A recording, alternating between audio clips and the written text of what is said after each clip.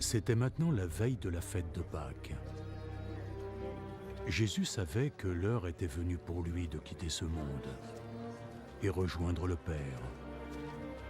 Il avait toujours aimé les siens qui étaient dans le monde et il les aima jusqu'à la fin.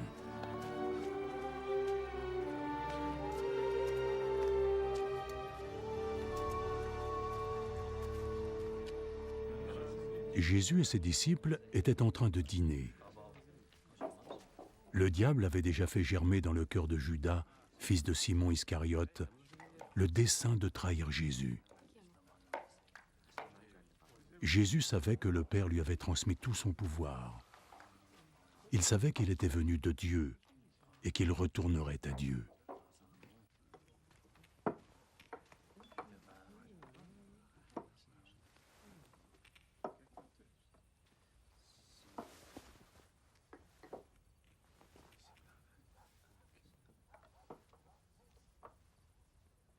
Alors il se leva de table, il ôta ses vêtements, puis mit un linge autour de sa taille.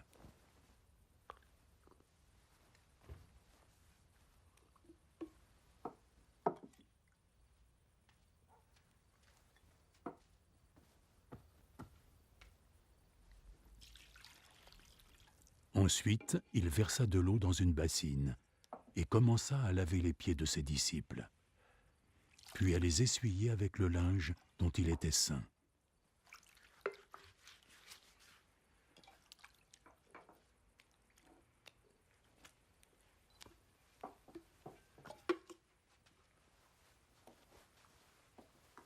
Ce fut le tour de Simon-Pierre. Est-ce que tu as l'intention de me laver les pieds, Seigneur?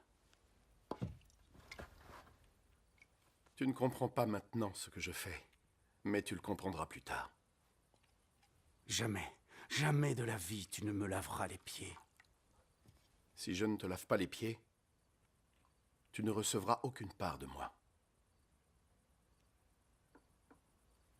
Seigneur,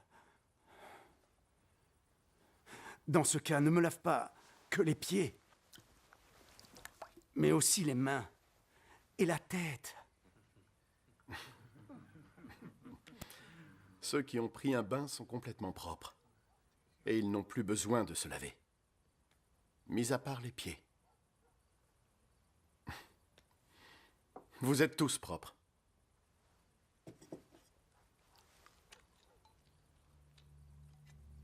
Tous sauf un. Jésus savait déjà qui allait le trahir. C'est pourquoi il dit « Vous êtes tous propres, sauf un ».